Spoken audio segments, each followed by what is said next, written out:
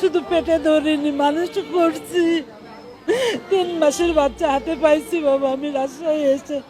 বিয়ের 1 বছর না পেরোতে ভালোবাসার মানুষকে হারিয়ে আজ বিধবা পাইলট তৌকির স্ত্রী নিঝুম। হ্যাঁ দর্শক, বিয়ের 1 বছর হয়েছে মাত্র। 6 মাস আগে ঢাকার একটি কমিউনিটি সেন্টারে হয়েছিল আনুষ্ঠানিক বিবাহোত্তর সংবর্ধনা অনুষ্ঠান। নতুন জীবনের গল্প শুরু করেছিলেন ফ্লাইট লেফটেন্যান্ট মোহাম্মদ তৌকির ইসলাম ও ব্র্যাক বিশ্ববিদ্যালয়ের শিক্ষিকা আকশা আহমেদ নিঝুম। হাসি ভরা সংসার, ছোট্ট একটি ফ্ল্যাট আর স্বপ্নগুলো যেন আকাশ ছুতে যাচ্ছিল। কিন্তু সে আকাশ যেন কেড়ে নিল সবকিছু। রাজধানী উত্তরায় সোমবার বিকেলে মাইলস্টোন স্কুল অ্যান্ড কলেজ ভবনে বিধ্বস্ত হয় বাংলাদেশ বিমান বাহিনীর একটি F-7 BGI প্রশিক্ষণ বিমান। এতে ঘটনাস্থলে নিহত হন পাইলট তৌকির ইসলাম। তার অকাল মৃত্যুতে নিঝুম সহ পুরো পরিবারে নেমে এসেছে শোকের ছায়া। চিৎকার করে করে আহাজারি করছেন তার মা। একমাত্র ছেলেকে হারিয়েছেন চিরতরে। সেই সাথে বিধবা হয়েছেন তার স্ত্রী নিঝুম। একসাথে একবারই ঈদ করতে পেরেছিলেন তারা, এখন সেটা কেবল স্মৃতি। গাড়ি চালক আলী হাসান বলেন, তৌকির ভাই খুব ভালো মানুষ ছিলেন, সদ্য বিয়ে করেছিলেন। শেষ কোরবানির ঈদে স্ত্রীকে নিয়ে রাজশাহীতে এসেছিলেন, নিজের হাতে কোরবানি দিয়েছিলেন। তারপর ছুটি শেষে ঢাকায় ফিরে যান। কে জানতো এটাই হবে তার শেষ দেখা।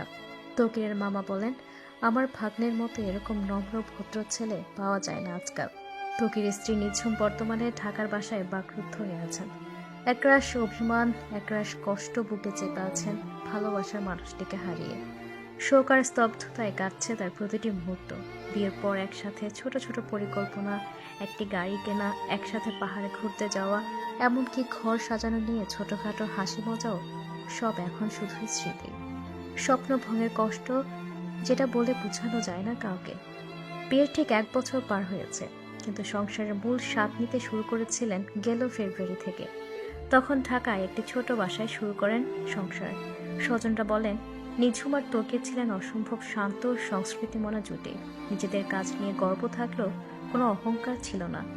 তৌকিরের মৃত্যু শুধু একটি প্রাণীর বিদায় নয়, নিঝুমের ভবিষ্যতের গল্প থেমে যাওয়া, একটি ভালোবাসার গল্প অকালে ঝরে যাওয়া।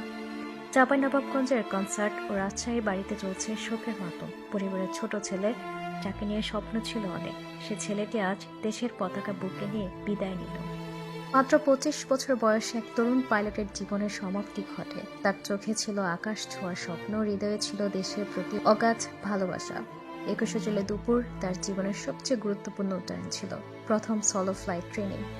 F-7 যুদ্ধবিমান একাই পরিচালনার মধ্য দিয়ে শুরু হতো তার আসল পাইলট জীবন।